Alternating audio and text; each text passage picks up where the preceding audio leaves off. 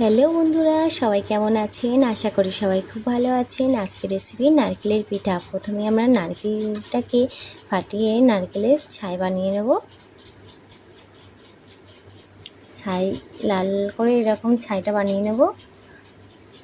নারকেলের সাথে কিছু চিনি অ্যাড করে নারকেলটাকে এরকম লাল লাল করে ভেজে নেব। তারপর আমরা নারকেল পিঠার জন্য আটার ডোটা মাখিয়ে নেব। আটার ডোটা মাখানো হয়ে গেলে আমরা ছোট ছোট করে লেচি কেটে নেব। ছোট ছোট করে লেচি কেটে এবার নারকেল পিঠের জন্য খুলি তৈরি করব। খুলিটা হয়ে গেলে ওর মধ্যে নারকেলের যে ছাইটা করেছিলাম, যে পুরটা করেছিলাম, সে পুরটা দিয়ে দেবো। দিয়ে ভালো করে চেপে চেপে নারকেলের মুখটা ভালো করে চেপে চেপে মুড়ে নেবো, যাতে না নারকেল পিঠের মুখটা খুলে যায়। নারকেল পিঠের মুখটা করলাম বন্ধ। এবারে ভালো করে ডিজাইন করে নেব।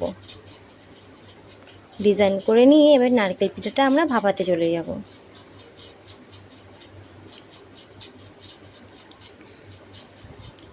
নারকেল পিঠাটা আস্তে আস্তে হাঁড়ির মুখে যে কাপড়টা আছে তার উপরে দিয়ে দেবো।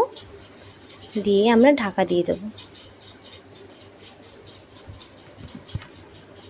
ঢাকা দেওয়া হয়ে গেলে দেখুন কেমন বাষ্প হয়ে উঠছে উপরের দিকে। যখন দেখবেন এরকম বাষ্প হয়ে উপরের দিকে উঠছে, মনে করবেন আমাদের নারকেল পিঠাটা হয়ে এসছে। একটু নাড়াচাড়া করে দেখে নেব যে নারকেল পিঠাটা হয়ে গেছে কিনা। আমাদের নারকেল পিঠাটা হয়ে গেছে।